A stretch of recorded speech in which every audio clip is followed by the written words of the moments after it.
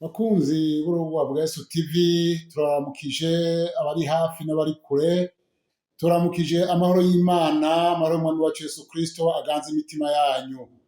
Muri kumwe na mwene so Nimenye Emmanuel, abakunda namwe mukunda. Uyu mwanya ngomba tuganire ijambo ry'Imana, dusangire ijambo ry'Imana, kandi ijambo ry'Imana rizima, ijambo ry'Imana riri mu bubasha. Rero reka dusangire ijambo ry'Imana. Imbere yuko tuganira ijambo ry'Imana, nagomba tubanze dufate akanya dusenge. Mwami Yesu Kristo, ndagushimiye uyu mugoroba mwiza, umwanya mwiza uduhaye kumva ijambo ryawe.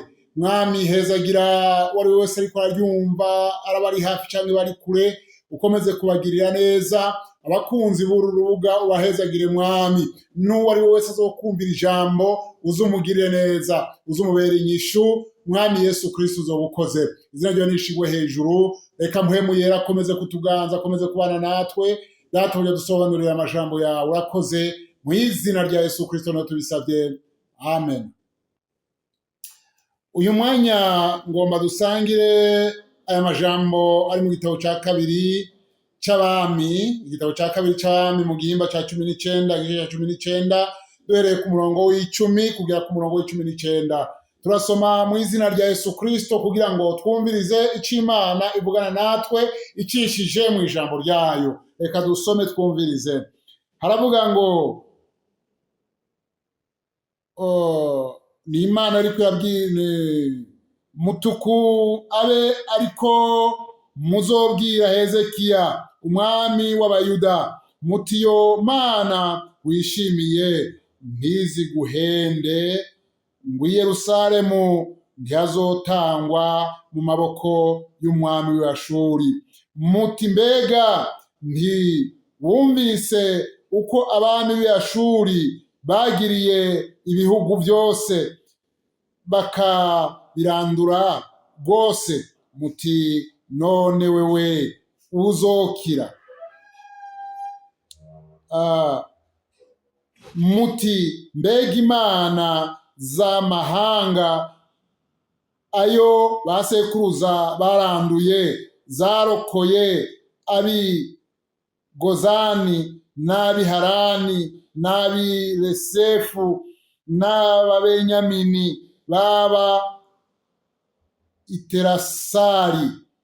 Muti umwami w'i Hamati ari hehe, canke umwami w'i Arupadi, umwami w'umurwa w'i Safaravayimu n'uw'i Hena n'uw'i Iva.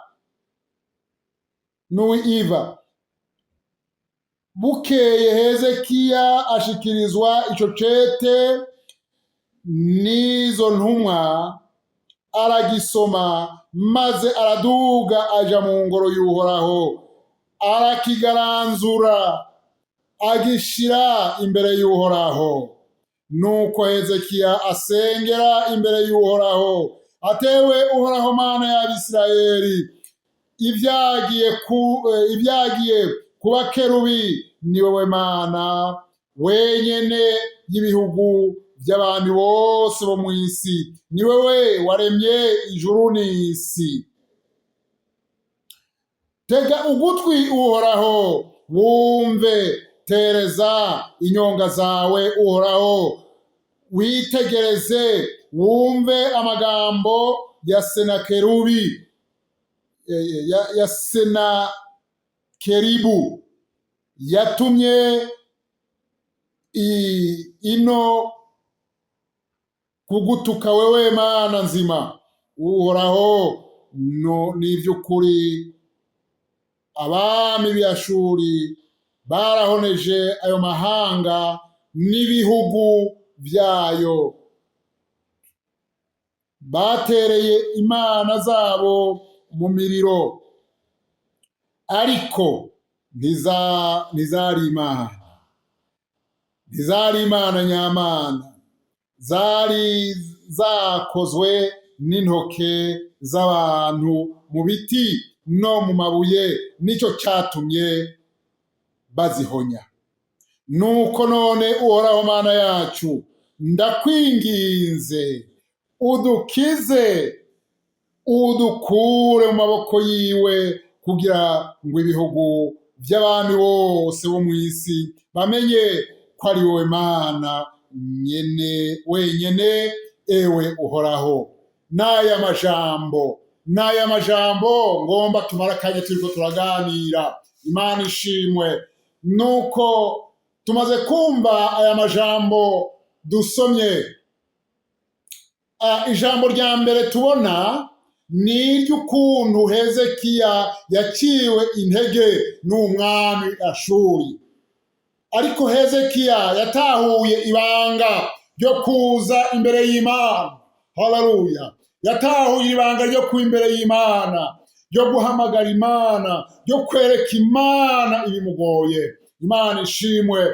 Kuko amaze gusoma iki cete yari yandikiwe n'umwami w'Ashuri, ni ukuvuga ngo yibutse ko hari Imana isumba byose.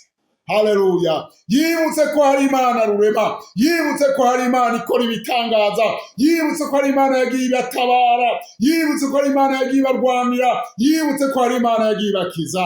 Hanyuma afata cya cete akidugana mu ngoro y'Uhoraho, akidugana imbere y'Uhoraho, atangura gusenga Uhoraho, cya cete akigaranzura imbere y'Uhoraho.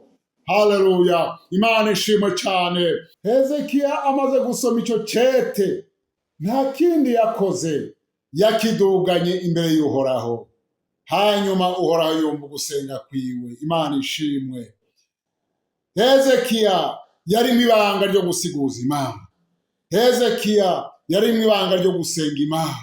Hezekiya yari mu ibanga ry'uko imitwaro yose ayidugana imbere y'Imana.